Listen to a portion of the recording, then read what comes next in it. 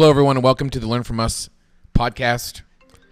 Oh, look at that. Right on time. Oh. Paul's phone goes off. Hey, Rahman, we're in the middle of a podcast. Can I call you back? How? Sorry, bye. Oh, yeah. Rahman was the owner of Fit Active Sports. Visits fitactivesports.com for all of your weightlifting gloves and accessory needs. Knee sleeves, elbow sleeves. The number one selling glove on Amazon. The number one weightlifting glove on Amazon. That was Rahman. He was on a podcast a few months back. Yeah. Look in January if you want to learn more about Rahman and his incredible rise to fame and his story.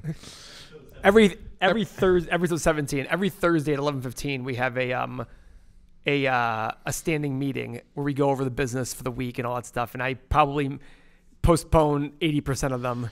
I really love how your phone just went off there. That was the first semblance of imperfection out of you in a long time. Yeah. I think there's an alarm that's going to be set here. I have to take pills soon. Awkward silence. Yes. Welcome to the Learn From Us podcast. We are stoked to be here as always.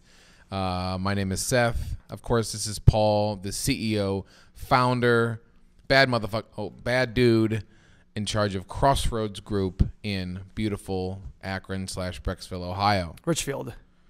Or that too. Brecksville's one city one north. exit up. Yes. Yeah. I want to go off topic here a smidge because, Paul, I'm really astounded that you decided to find love in your life. And I know you probably wouldn't want to talk about this. Jeez. But the viewers must know. Okay. Oh, man. Paul, I tell people he's always very, I think the first thing when I describe you to people in my life, the first thing they always say is, my God, how did he get so many properties? How did he amass wealth and long-term, just a long-term wealth and properties? And I said, well, not married, not kids. Well, I also, had two parents who were doctors who trusted me when I was, in high school to invest their money for them. And now people really they also love the idea that you came from money. You're not afraid to talk about it, the pros and cons. I'm very proud of the fact that I did. But, you hadn't had a girlfriend in a long time. A steady girlfriend, yeah, I know. How long was it? I don't even want to say. I got the 4 days. You're embarrassed? No, it's funny. Because here's the deal. Let's be honest here. Go on. If you're 37 and you're single and you're successful, it's not exactly hard to get the ladies. And when you've gone to 4 dates, like there was probably a 2 or 3 year period when I went on like 55 first dates. It was just like boom, boom, boom, boom, boom. And they were incredible because I had a great story for every single one of them. It should be a movie. 50 first dates. That really is a bad movie, actually. Yeah, but but different kind of 50 first dates. Actually, that's a good idea. Anyways, my last, when you say girlfriend, like we're official, was college. Oh, college. So 2002 or 3. Yeah. And then a lot of dates along the way, a lot of like, we're talking, we're doing this, we get to 4 dates, and then it fizzles out. One of us kind of goes, whatever. And, But you've always been really committed to your businesses, and obviously it shows. Yeah, I don't think that's the reason. Oh. Well, of all the hours that I have spent with, my wife and my kids, I can imagine my business would be more successful if they didn't exist in my life. Damn you, Beth. Damn you, Hank. Hank and Gio. Gio, you suck. But recently, in the past year, you've had 2 major life events occur. Is your brother Mikey had a child. I know, isn't that wonderful? And you flipped the script on your thoughts about children. No, I didn't flip my script. You did. No, I really didn't. I've always loved kids. Yeah, but now your phone is a picture of your niece. Hang on a second. What's Tim going to say here? You love kids? Listen. Can I drop a little Tim off? I love children. I do not want to have my own children. There's a very big difference between the two. Is that a fact? I can get that, but it's happened, and I've seen you soften up toward kids. Oh, here we go. Now you sit and cuddle this baby. I call bullshit on that one. I've always liked kids. I've always been a big proponent of kids. I just didn't want my own. And you finally decided to fall in love. Well, that's adorable. You're putting on a second bathroom in the master so she can have her own bathroom. If I even build your new house. Build a new house. It's that. By the way, this is so new. I wasn't saying it from standpoint of her moving. Listen, this is so completely early that to say she's going to move in is a stretch. But at the same token, I always said if I lived with somebody someday, I don't want to. I want to have completely separate. Why are you laughing? This is why I wanted to talk about this. This is completely uncomfortable. That's why it's so fun to talk about it. Could I be doing the exact same No, thing? really, We get along very well. We've known each other for a long time. We've been friends, but it's also tough. I'm just talking about, but even our relationship is like, now I have this buddy. It's back like in high school now. It's like I have this buddy that we hang out and we play, ping pong and we shit with the door open and make our own beef jerky. That's from Step Brothers. Yes. And next thing you know, now, oh wait, he's got a girlfriend. How is life going to change? I know.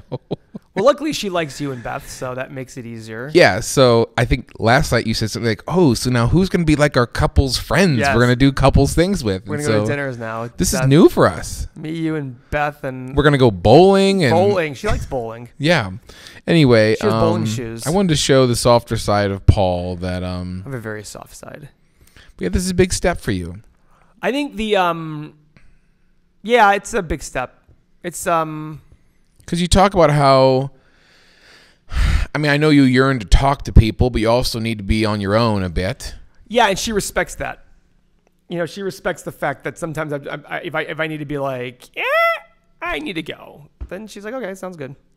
I know you said you've gone to parties and you just like announced like, I need to just go home and be by myself now. Like, and we're done here. Yes. And so he's got a new property on lots of land in a wooded area away from people. Can't even see the house from the road. Yeah. And you're excited. There is no house yet. And based on the things I've done, it has increased in price. So I don't know if I'm going to build it this year or not. I see. Only me being conservative saying, I had this idea in mind of what I wanted to spend. Now it is a good chunk higher. So don't just spend because you can. Exhibit some self-control, set another goal, and then if you hit that in the next year, break ground. I'm glad you brought up the house. I talked to so many people in this world, and I think when I first bought my house, I think a lot of people still feel this way. I look back on how foolish it sounds. Again, foolish in terms of, let me not jump the gun. I meet so many people in this world, and like my main goal 2-3 years ago was pay down this house as quickly as possible. I got a rate at 3.75%. 15-year mortgage. That's right. Yeah, so I had a 30. Yeah. I had a 30 and I refinanced down to a 15 so I could give the bank more of my liquid cash now at 3.75% and pay return. myself 3.75% on return on investment. Yeah. And you cannot break people's, they don't even want to hear this. Yeah. Dave Ramsey's of the world have told them that like, this is absolute. You're going to save so much money. When I did the calculation, I was like, oh man, I'm going to save $100,000 in interest. Why wrong. Can't people get over this? Why do people have to keep thinking like everyone else and not like you? Well, because society, we see these things, we hear about debt. And by the way, debt is bad at times, but it's just everybody in the world thinks this way. It's an old school way of thinking. I mean, especially when your parents and grandparents always did something, and usually people's house is their biggest investment they'll ever make. Yeah. So it makes sense they sit there and say, oh, I want to pay it off. I had a mortgage broker the other day, by the other day, I mean 3 weeks ago, tell me, well, if you can afford to pay cash, just pay cash for your house. And I was like, he goes, cash is king. I'm like, if cash is king, I don't want to pay cash for my house then because I want the cash. I want to have the cash ready. He said cash is king? He said cash is king, so pay cash for your house. I go, and it's funny because he's a very nice guy, but then I called the person who recommended us. I go, this was a statement. He goes, well, if cash, I'm like, exactly. I'm like, you don't pay cash, but it all depends on your situation. But when you're paying down 3.75% interest faster, you're paying yourself 3.75% return, and that's it.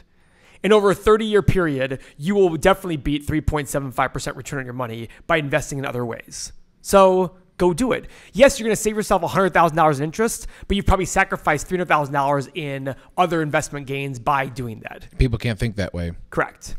It's like saying, this is the old adage, it's like saying you don't want to be tall because you're going to hit the top of the door a lot more likely. It's like, Yeah, but you're also going to be able to dunk and probably make $20 million a year being in the NBA. So I'm okay. I'll take that sacrifice. You know what I mean? It's like the more, yeah, I'm just baffled. I try to explain this to folks. Oh no, man, you got to get that house paid off. And I'm like, now you always say, obviously, your favorite saying is there's multiple ways to skin a cat. And if you feel good about this, so I guess my question is like, they're conscious of money. Yeah. They're devoted to a cause of either paying something off or saving it. You know, they know what interest is and compounding interest is. Well, no, that's the thing. Not many people understand They just see interest. Yeah. They think interest is bad. Not many people understand the power of compound interest. Even 55, 60-year-olds don't understand how it can grow so much over time. And we always talk about this, and it's because it's so ingrained in us that interest is bad. Why are you paying interest when you don't have to? Well, if I'm making a higher return, why don't I pay interest? You know, the constant battle I have, Seth, is that battle of why have a mortgage? Well, because like my current home mortgage is 3% on a 30-year mortgage.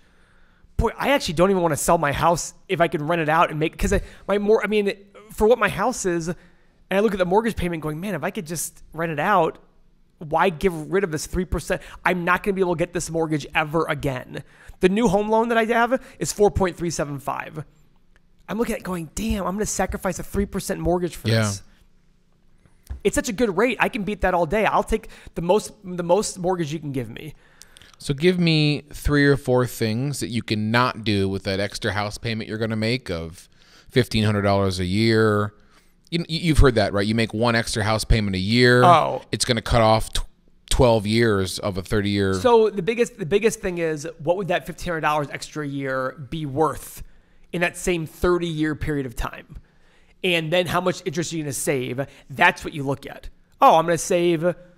Go ahead. I knew you were going to grab that phone. I got to grab that phone. Yeah. So let's say you invested at 8% over a 30-year period. That $1,500 would be $170,000. I guarantee, and then I'd have to do the calculation, but I'm willing to bet a lot of money that $1,500 would save you less than $100,000. That's just one payment? One payment. One payment. Did I do that right? Yeah, I did that right. Yeah, that's 8% a year for 30 years. I guarantee you're not going to save $170,000 in interest on your home by making that one extra payment. So if you save $100,000 in interest, you're going to be like, I saved $100,000. Yeah, but we sacrificed $70,000 extra in gains. You sacrificed $170,000 in gains. So the net is $70,000 more in your pocket. That's what I can't understand. The more people I talk to, I bring this up. You know, I'm looking at a new home, and I thought that I was going to have to put 30% down to qualify for the loan. Mm-hmm. And since I found out I only need to put 20% down. And then so I had this extra X amount of dollars. Yeah, X amount of dollars. What are you going to do with it? Exactly. Now I'm super fired up. I had my now I might be preaching to the choir a smidge. I mean, I did a flip last year and I have not yet invested the money, and perhaps you can help me. You know, I probably have about $38,000 I got from that investment. That's been like my constant, you know, like under the mattress collection for something like that. And we've talked about the rainy day fund is costing you millions. Yep. But so I'm setting a goal this year of like, I need to find a house and get this money moving in the right direction for me. But I was thrilled to know that I only have to put 20% down. And I think a former version of me would be like, oh no, we need to put all 30 down, you know, like get that house payment down. And I can't. The more people I talk to, I can't convince them of any different. But if it's comfortable for you, that's a totally different thing. And I think that's what people are a lot of times harping on. Like, I just don't want to have a mortgage, right? Don't have a mortgage on. I have a mortgage. I will probably always have a mortgage. I have 2 homes in Mexico that are paid off in cash because I can't have a mortgage. Yeah. If I could have a mortgage, I definitely would, because they make enough money to pay off to pay a mortgage. When you say you can, is the Mexican, you know? There's some rules about like, you know, people have mortgages and blah blah blah. Yeah, I just wanted you to be clear on that, because Yeah, I'm like sorry. you said that to me before, and I was like, what do you mean you can't? But yeah, you know, like my wife would say, boy, when the boys are in high school and we'll make that last payment, what's that going to be like? And I thought to myself, well, what it's going to be like is we don't have to make a $1,500-$1,700 payment, but that would be the first time we got extra money.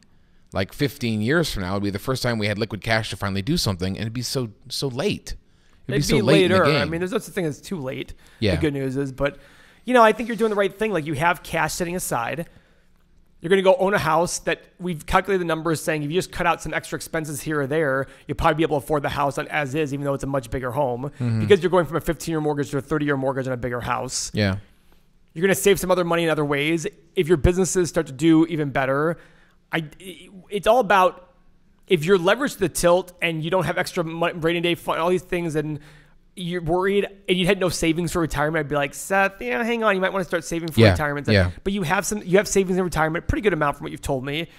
You can afford this mortgage payment. Is it more money? Yeah, but it's not a ton more. Your kids are in private school and probably go to public school up here, which will save you. That alone will probably pay the difference in mortgage. Almost, yeah. Yeah. I look at that. Saves us about $8,000. Yeah, a so year. I'm looking at going, okay, it doesn't seem, take an extra wedding or two a year and there's the more, it's not like but you're getting a much bigger house, better for entertainment, closer to family and friends. You're going to enjoy life a lot more, I think. And I think you add up all those things all together, I think okay. And guess what? Let's say you have that 30-year mortgage and that's where you live the rest of your life. 30 years from now, you'll have a paid off, probably at that time, that house will be worth $800 to $1 million. Yeah. Call it $700. Doesn't matter. You'll have a $700,000 paid off asset that when you guys are ready to downsize, that'll buy you a pretty nice freaking house. With half that money, you can probably buy a pretty nice house, or $400,000 that money, pretty nice house, a condo for you guys to live in and enjoy your golden years. You know what I mean? And you'll still won't even be 7 years old. That's gonna be pretty incredible. Do you come across these people often that I don't even know like I said, I've having trouble even on this podcast describing their mentality, but I noticed that the conversation ends pretty quickly about, hey, I got this buddy Paul, and boy, he's been teaching me about this and using smart debt, and like, oh, well, we're paying our house off. And it's like, well, okay, this conversation's over. The first thing I'd ask them is, why are you paying your house off? They say, I just don't want to have a home payment anymore. Okay, sounds good. And then the next question is, why don't you want to have a mortgage payment anymore? Well, I this and this and this. Okay, well, what's your mortgage payment? Have you ever calculated what you're sacrificing in investments over? Now, they're 60 years old, totally different. But they're 30, I'd be like, yeah, okay, you got 40 more years. I mean, let's be realistic here. If you're 30, you're going to work till you're 70 or 75 with the way things are going and how long people live and all that stuff. You're going to work you probably have 40 more years or more of working. What does that cost you in 40 years? Probably big money, probably in the hundreds and hundreds of thousands, not a 7-figure number.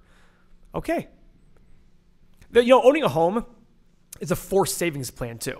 So when you're trying to pay off your house, you're basically forcing yourself to save money. Like I told you, your house might be worth $700,000-800,000 in 30 years, and you basically force yourself to save $700,000 or $800,000. Correct? Yeah, I guess so. And you get some personal satisfaction out of it. You get some tax breaks, etc. Your kids get to grow up in a beautiful home and all these things, and you get to have Christmas at your house, and you have family over, and someday your mother might live with you because it has an in-law suite and all that stuff. Awesome. There's a lot of positives to that.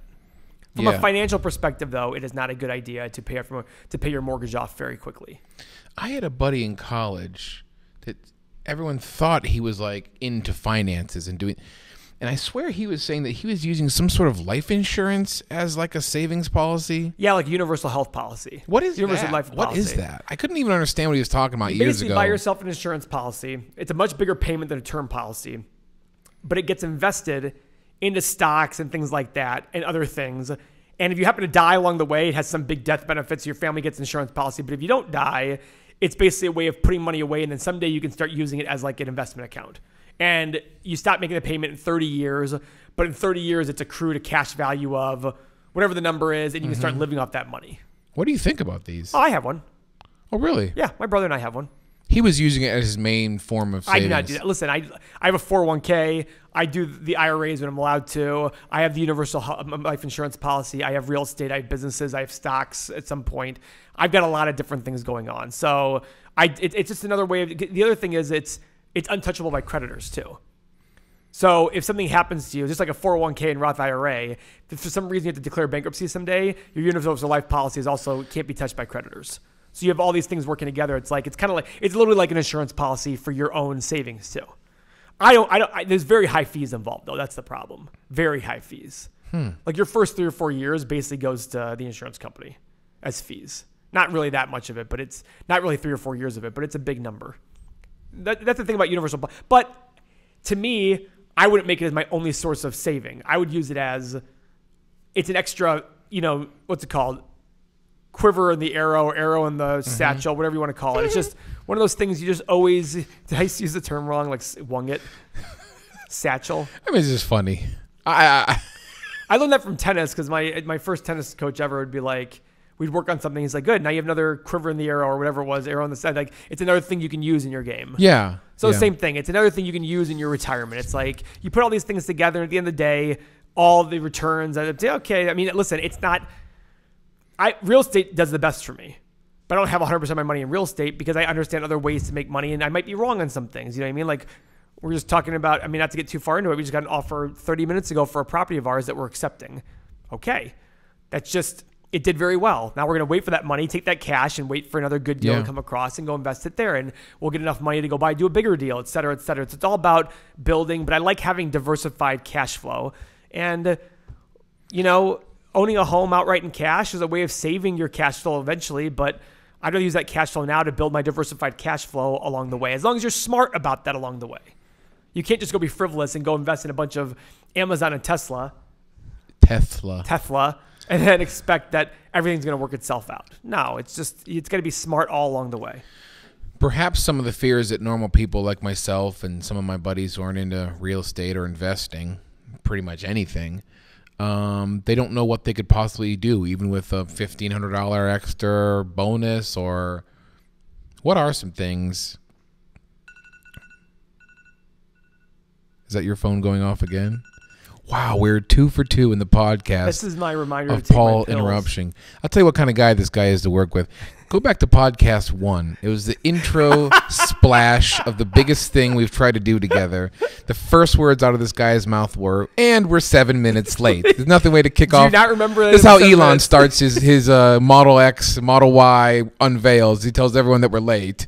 But look at this guy go with 2 phone notifications during the podcast. I didn't even bring up the fact that you left your house yesterday at 5 and you showed up to my house at 7:40? I got caught in traffic. Did you? Oh, that's right. Traffic in Columbus. I got caught in bad traffic. So it took me 2 hours and 3 minutes to get to your house from my house. And I said to myself, boy, Paul, you're a big communicator. I was like, do I have to text Paul that I'm in traffic even though he's in a guitar lesson? No. Great. That's great to know. I am very big on communication. You are. Now, if I was waiting around for you to go do something else and you weren't telling me, I'm like, bro, what the heck? Do you remember the days before cell phones? I tried to explain to my kids, I don't even know how it worked.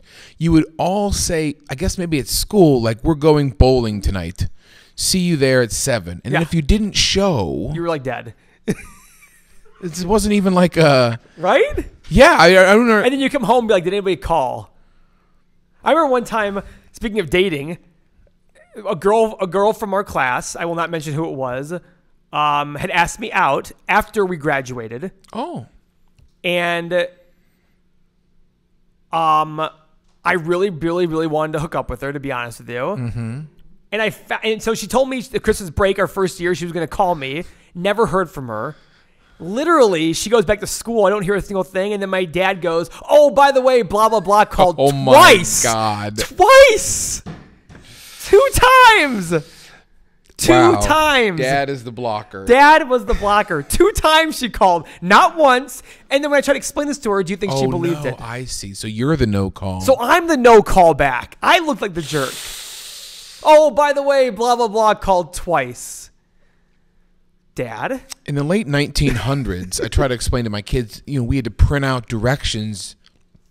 Yes. From MapQuest. Did we even have that back then? I remember in high school going, because we had kids from all over. I mean, I would travel an hour just to visit a friend to do, play video games or play guitar. And I remember like the MapQuest directions, and even with like my phone talking to me, I still get lost. Yeah. I don't know how we did it while we were driving and then reading something. It's incredible, isn't it? I'm sure there were probably times I went to go somewhere and then just gave up and turned around and went home because I couldn't find it. Because right? Well, I remember once going to visit somebody, a friend of mine, and literally, I don't think the road was on MapQuest, and I just said, "Here's where I am. Just come get me, and let's go. I'll follow you home." Like, I have no idea where your road is, and it was just like, "Just come get me." Or you could go to a payphone and call that friend because you knew your number. But there are kids today. My neighbor, I think he's going on 19 or 20. I said, what's your phone number? I don't know. Come on. I don't know how it's possible. I say, hey, man, what's your cell phone number? Oh, I don't know. I'll text you. What's yours? I'll text you. So that's what where we're living in. These are like real people in America. I know my brother's phone number, my dad's.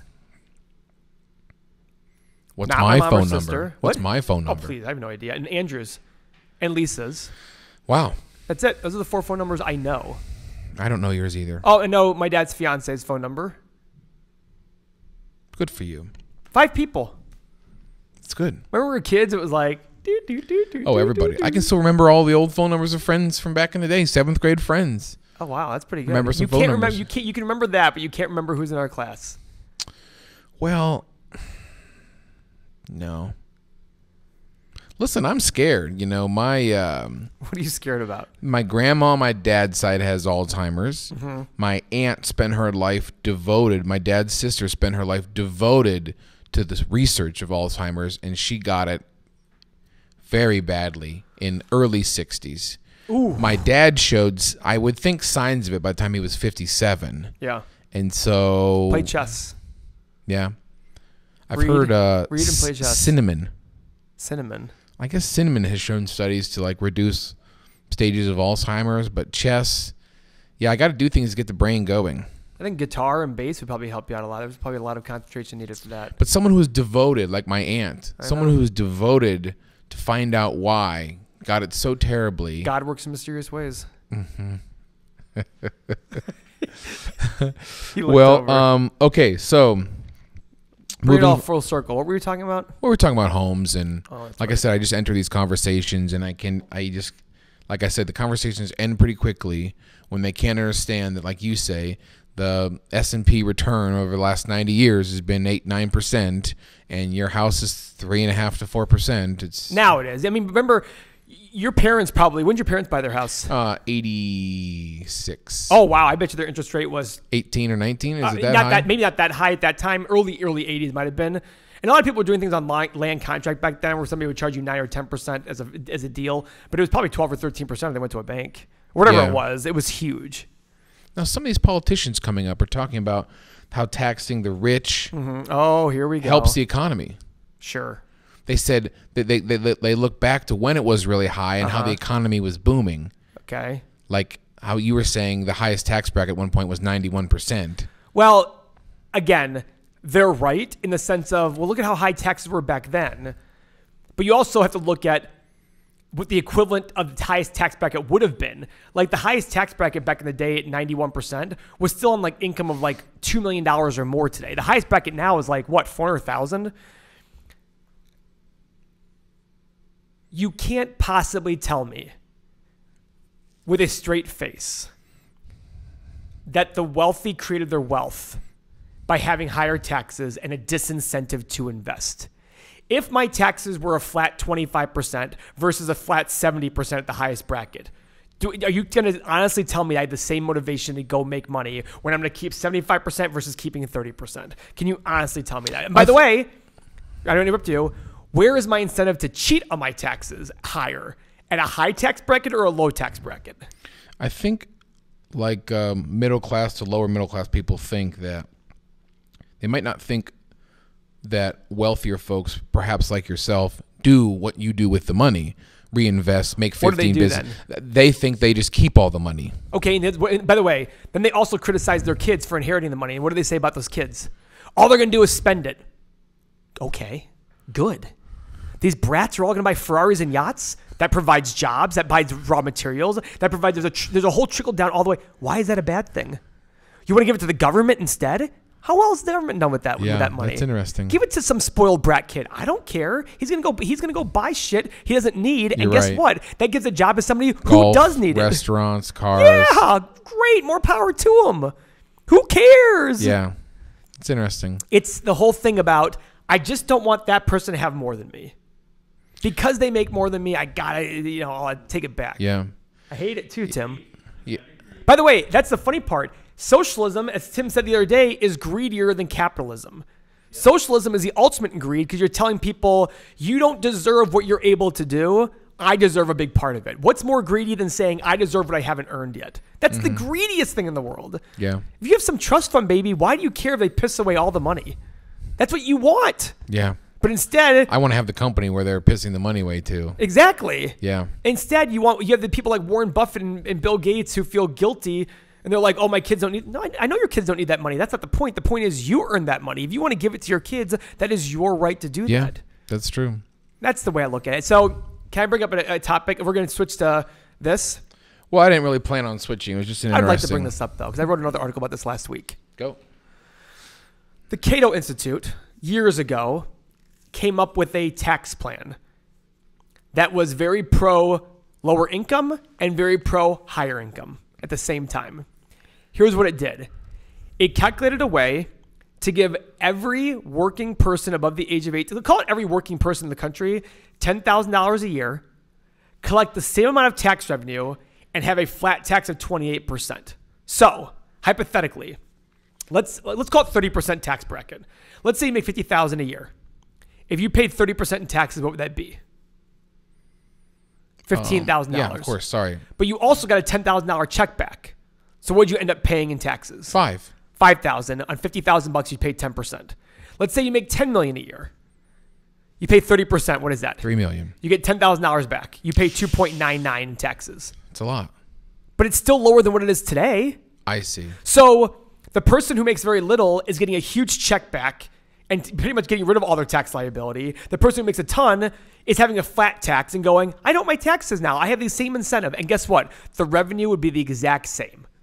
Total tax revenue would be exactly the same. And on top of that, if you're over the age, by the way, you don't have to be working. This is for anybody over the age of 18. So how many social programs they get rid of? So instead of now providing welfare, you're like, listen, you're going to get a $10,000 check now. That's your welfare. So you can get rid of how many social programs that are wasting money. You can get rid of how many incentives out there and all these, but here's the problem with it. Why? People will never buy it. But you know why? We still need wealthy people to pay more in taxes. But it gets the exact same tax revenue.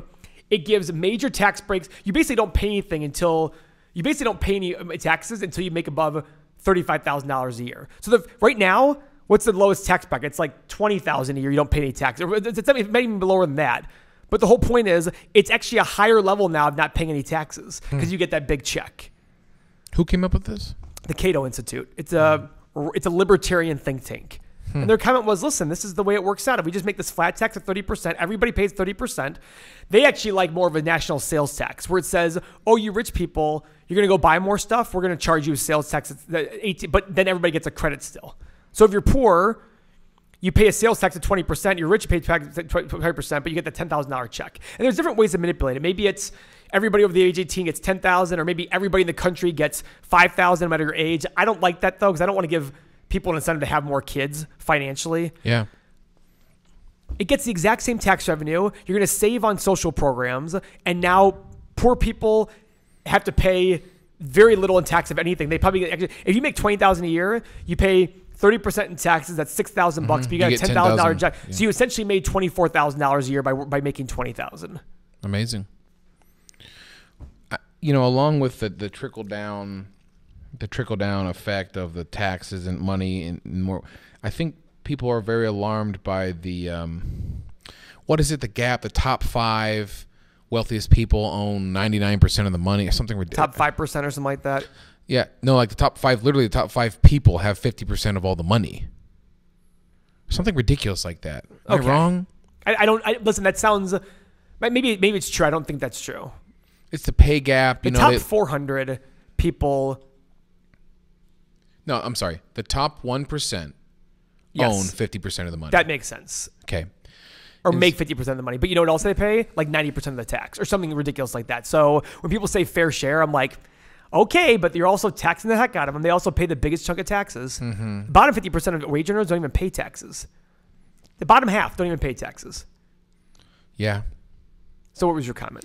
Well, just people say that pay gap, you see the scales, what a CEO versus a normal employee used to make in the 70s versus now it's just extrapolated. And I'm just wondering, is that healthy? Why is it not healthy? I don't know the ins and outs of it. I don't tend to busy my mind on this. I'm trying to do other I'm just trying to do other things in my life. I believe in free markets. I believe that the more money everybody makes, the better we'll do as society. But the same people who say those things will complain then when goods cost more money. It's like, well, we have more expensive labor, so therefore goods will cost more money. We're losing jobs overseas. Well, you wanted everybody to make $100,000 a year, so we can't have those jobs here that make widgets. Minimum wage to go up. Yeah. So is it bad that a CEO makes 400 times the average worker? It is what it is. If a company's willing to, last time I checked, if you asked a factory worker, hey, would you like to make $15 million a year with this company? They're not going to be like, absolutely not. I don't deserve that. I don't remember the last time that happened. Yeah. I don't remember literally the last time that somebody said that and can prove it. And if somebody says to me now who's a factory worker, I wouldn't take it. Okay, you're just a liar then.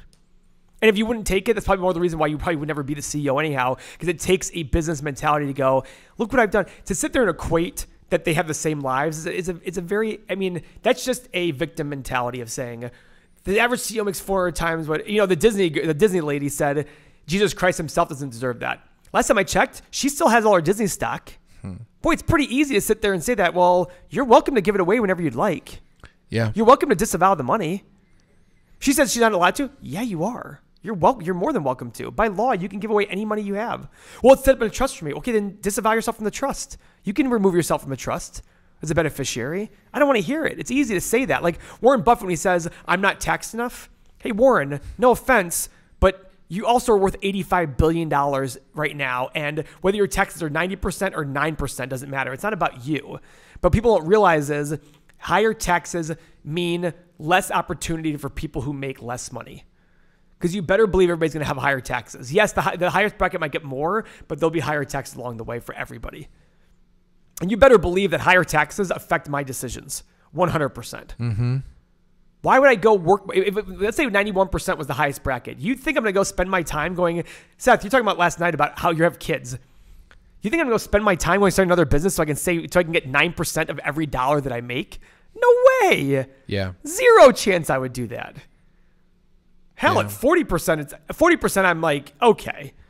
But 50% or above, I'm looking at going, damn, you're not even giving me half the money I'm going to make? Really? You won't even give me half what I make? Where's my incentive? Yeah. Warren Buffett also says like, oh, I've never seen taxes affect people's investment decisions. I'm like, that's weird. You wrote a whole article about how taxes affect your investment decisions in the 70s. Everybody talks about that. Nobody. It's just like, he talks about inflation being the highest tax of all, and he's right. I look at these things thinking to myself, when people talk about, oh, the wealthy make too much, my dad always says the basketball players make too much. And what do I say to him? Go throw that ball in the hoop then, Dad. Go do it. So simple. It's so simple. Go do it. I look at these NBA players. It's funny, and you got some of them are rarities where they're kind of out of shape. They're not muscular at all, but they can throw a ball behind a 3-point line into the hoop. Yeah, and they get paid trillions, zillions of dollars. Trillions. That's funny. I said that. Zillions. But yeah, but it's true. It's not actually hard. But you're right. Just go throw that ball in that hoop, and someone will sign you. Go do it. Yeah, it's funny. Go spend the hours in the gym that they spend. Hey, it's a different kind of work. Yep. Right. I could never do what you do, Seth. And if yours made you $10 million a year, more power to you. More power to you. I'd love it for you. Yeah, that is weird. I always bring this up, and you've really enlightened me on this. It's this idea that everybody wants to make more money and be wealthy, and then they always want, and at some point they're going to switch to not, currently I don't like what the wealthy are being taxed and what they're doing with their money and how they're making so much of it, but boy, I'd love to get there. Yeah. I've never seen anybody turn that down. Yeah. What's his name? Jack Bogle from Vanguard. He built like the biggest, fund company in the world, like trillions and he was worth like $25 or $30 million when he died. He's like, yeah, I don't need billions of dollars. $25 or $30 million when he died. The guy was like 90 years, whatever. It's just like, okay, there was a consistent guy. Hey, he practiced what he preached. I don't see Warren Buffett. I mean, Warren Buffett's giving away all his money, but he took the money all along the way. Mm-hmm. He took it all the way along the way. You know what I mean? Well, yeah, I don't know. It's just, to me, the whole let's tax. I do believe that you're going to give disincentives to people to do more. And the other thing is, let me ask you a question. If you make $250,000 a year, it's a lot of money, right? What do you have 8 kids? Well, it's your choice. Well, wait a second. It's your choice to do this job. Well, no, it's because of society. I didn't grow up in this. Okay. My parents grew up in the Middle East with no money and lived in a freaking, rock wall, whatever it was. They made choices. I don't know what to tell you. If it's always about the opportunity, if you always look at everything as woe is me and everybody else has it great, nothing's going to help you. And guess what? I could hand you $1 million. There are people out there that I know. They go, oh man, if I had your money, and my response is, if you had my money, you'd be dead. or you'd be broke. Like you wouldn't be able to handle it because there's a certain understanding that comes with making money and growing it, and the whole old adage of easy come, easy go. It's so true. I have much more appreciation about money now than I did 20 years ago because I've had bad deals or had deals that were a struggle and then built them up and go, oh, wow, like that decision today to sell that property, you heard how much we were in that property for. It's going to be a killing. And it was a tough decision to say, let's go sell the property. Most people have been like, dude, you're going to make that much money on it? Buy. And to us, it was like, no, it was hard to make that deal work. Like, do we really want to get rid of it this quick when it took that long to make it work? And all of a sudden now it's making out, huge returns. Well, I tell people, you definitely put your money where your mouth is or vice versa, because you preach these ideas of now is definitely not the time to buy. Now's the time to sell all the components. And I mentioned that you're getting rid of them, almost a majority of your properties in the past 6 months. Yeah. Majority of your properties in the 6 months. Yeah. And so when it all comes down a bit, you just go, hit it hard and come back and start all over again. Nobody went broke, making $1. And the way we looked at it was that price we got today is probably going to be hard to get in the future. And guess what? Guess what factored into my decision to sell versus not sell? Income taxes. Income taxes? Yeah.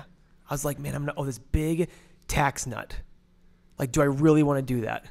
Wow. Yeah, it really did factor in our decision. And that's why we increased our price. I told Andrew, when we were first listing the property, I go, I'm going to have a big tax bill. You got to get this price. And he got pretty much on the dollar that price. Wow. Because of the tax bill I have to pay. Because we have a big tax bill from selling the property last year. Yeah. And that's going to suck. But, okay. Thanks for your insight today, Paul. We started off with your love life and ended with taxes. Yeah. Comes full circle. Both make me feel awkward. Join us, as always, twice a week, Mondays and Thursdays.